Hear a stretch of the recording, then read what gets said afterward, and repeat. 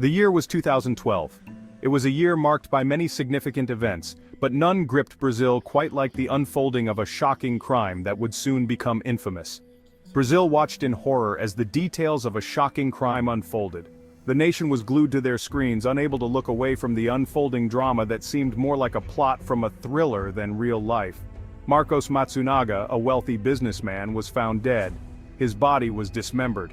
The brutality of the crime sent shockwaves through the community, leaving everyone questioning how such a heinous act could occur. The prime suspect? His own wife, Elize. The revelation that a spouse could be involved in such a gruesome act added another layer of complexity and intrigue to the case. This is the story of the Yoki Case, a tale of love, betrayal, and ultimately, murder. It is a story that delves deep into the human psyche, exploring the extremes of emotion and the dark paths they can lead us down. This case gripped the nation. It was the topic of conversation in every household, dominating headlines and news reports. People from all walks of life were drawn into the narrative, each with their own theories and opinions. It forced us to confront the darkest aspects of human nature. The case made us question the very fabric of our society and the hidden darkness that can reside within seemingly ordinary lives. This case wasn't just about a murder. It was about the unraveling of a life that appeared perfect on the surface, but was riddled with secrets and lies underneath. It became a media spectacle. The press covered every detail, every twist and turn, feeding the public's insatiable appetite for information and drama. The public was captivated by the details of the crime and the characters involved. Each new revelation was met with shock and disbelief as people tried to piece together the puzzle of what had happened. The case exposed the cracks in a seemingly perfect life. It showed that wealth and status do not protect against the darker impulses that can lead to tragedy. It revealed the darkness lurking beneath the surface. The case was a stark reminder that appearances can be deceiving, and that the most shocking truths often lie hidden in plain sight. The Yoki case, named after Marcos's family business, became a symbol of domestic violence. It highlighted the often hidden issue of abuse within relationships, bringing it into the national spotlight. It sparked a national conversation about toxic relationships and the justice system. People began to question how such a tragedy could be prevented in the future and what changes needed to be made to protect those at risk. This case continues to fascinate and horrify people to this day. It has been the subject of numerous books, documentaries, and discussions, each trying to make sense of the senseless. It serves as a chilling reminder of the fragility of life. The case is a testament to how quickly and unexpectedly life can change, and how the actions of one person can have devastating consequences. This essay will delve into the details of the Yoki case. We will examine the evidence, the investigation, and the trial, piecing together the story from start to finish. We will explore the lives of Marcos and Elize Matsunaga. We will look at their relationship, their backgrounds, and the events that led up to that fateful day. We will examine the events leading up to the murder and its aftermath. We will look at the impact on their families, the legal proceedings, and the broader societal implications. This is a story that will stay with you long after you finish reading. It is a story that challenges us to look deeper, to question our assumptions, and to understand the complexities of human behavior. It is a stark reminder of the capacity for both love and violence that exists within us all. The Yoki case is not just a story of a crime, it is a story of humanity, in all its flawed and tragic beauty. Marcos Matsunaga was a successful businessman. He was the heir to the Yoki Empire, a food processing giant. Marcos was a man of power and influence. He exuded confidence and charisma. He seemed to have it all. Elize Araujo came from more humble beginnings. She grew up in a small town. She worked as an escort before meeting Marcos. Elize was striking and ambitious. She longed for a life of security and comfort. Their paths crossed in 2004.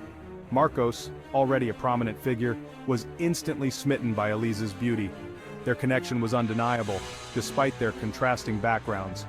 They embarked on a whirlwind romance. They married in a lavish ceremony in 2009. To the outside world, they were the perfect couple, young, successful, and deeply in love. However, beneath the surface, their relationship was far from perfect.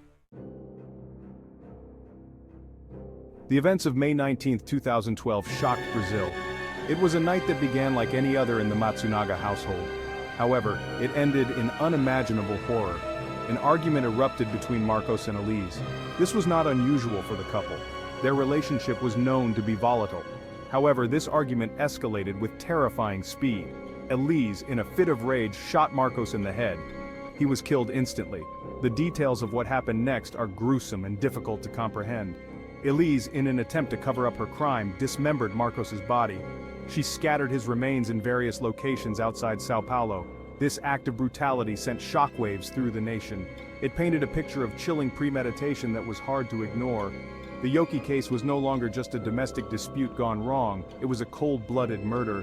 The question on everyone's mind was, how could a wife commit such a horrific act against her husband? Section 4. Unraveling the Truth, the Investigation and Elize's Confession. The disappearance of Marcos Matsunaga sparked a massive investigation. The police were immediately on high alert, knowing that every second counted in a missing person case, especially one involving a high-profile individual. Police immediately suspected foul play. The circumstances surrounding his disappearance were too suspicious to ignore, and the urgency of the situation demanded swift action. Marcos, a prominent businessman, wouldn't simply vanish. His status and the nature of his work made it unlikely that he would disappear without a trace or reason. The investigation quickly focused on Elize. As his wife, she was naturally the first person of interest, and her behavior in the days following his disappearance raised several red flags. She was the last person to see Marcos alive. Her account of the events leading up to his disappearance was inconsistent, and the police needed to dig deeper. Security footage showed her carrying suspicious bags out of their apartment. The footage was damning, suggesting that she was hiding something significant. Under intense questioning, Elize cracked. The pressure of the investigation and the mounting evidence against her became too much to bear. She confessed to killing Marcos and dismembering his body. Her confession was both shocking and gruesome, detailing a crime that was almost too horrific to believe. Her confession sent shockwaves through Brazil. The public was stunned by the revelation, and the media coverage was relentless. The public was captivated by the case. It became a national sensation, with everyone eager to learn more about the motives and the details of the crime. How could this seemingly ordinary woman commit such a horrific act? Elize's outward appearance and demeanor did not fit the profile of a cold-blooded killer. What could have driven her to murder? The question lingered in the minds of everyone following the case, as they tried to understand the psychological and emotional factors at play. Elize's confession was detailed and chilling. She provided a step-by-step account of the events, leaving no doubt about her involvement. She recounted the events of that fateful night. Her narrative painted a picture of a relationship that had deteriorated beyond repair. She described how she had shot Marcos, dismembered his body, and disposed of the remains. The gruesome details of her actions were almost too much to comprehend. Her confession was a crucial piece of the puzzle. It allowed investigators to piece together the timeline and understand the sequence of events. It provided investigators with a clearer picture of what had transpired. The details she provided helped to fill in the gaps and corroborate other pieces of evidence. However, it also raised more questions. Despite her detailed confession, there were still aspects of the case that didn't add up. What was the motive behind the murder? Understanding why she committed such a heinous act was crucial to the investigation. Was it a crime of passion, as Elize claimed? Her explanation suggested a moment of uncontrollable rage, but was that the whole truth? Or was there something more sinister at play? The possibility of premeditation or other hidden motives could not be ruled out, leaving the investigation with much to uncover. Section 5. Pieces of a puzzle. Evidence and testimony. As the investigation continued, a clearer picture began to emerge. Evidence collected from the Matsunaga's apartment painted a grim picture. Bloodstains, a gun-cleaning kit, and traces of Marcos's DNA all pointed to a violent struggle. Elize's initial confession claimed self-defense. She stated that Marcos was abusive and that she had acted to protect herself. However, inconsistencies in her story began to surface. Witnesses came forward, alleging a history of infidelity and manipulation on both sides. Forensic evidence contradicted Elize's claims of self-defense.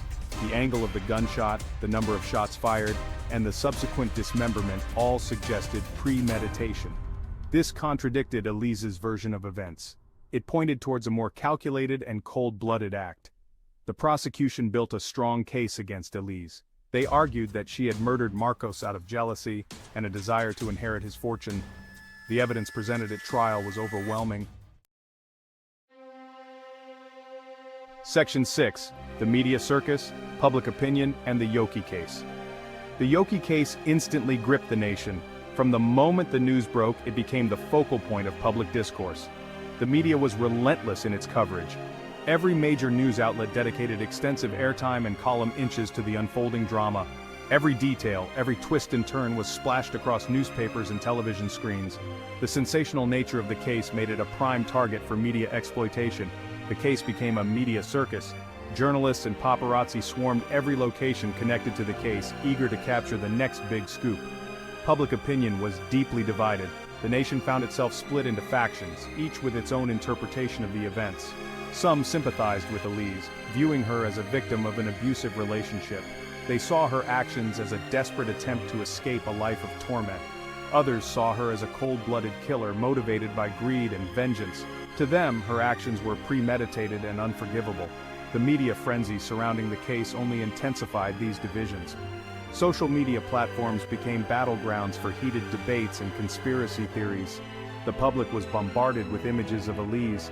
Her face became synonymous with the case, appearing on every screen and front page. Some portrayed her as a grieving widow, while others depicted her as a callous murderer. The contrasting images only added to the confusion and speculation. The constant media attention made it difficult to separate fact from fiction. Misinformation and sensationalism blurred the lines of reality. The Yoki case became a topic of heated debate. Families, friends, and even strangers found themselves embroiled in arguments over the case. It sparked conversations about domestic violence, gender roles, and the justice system. The case became a catalyst for broader societal discussions. It revealed a deep fascination with true crime and the psychology of murder. People were drawn to the case, eager to understand the motives and mindsets involved.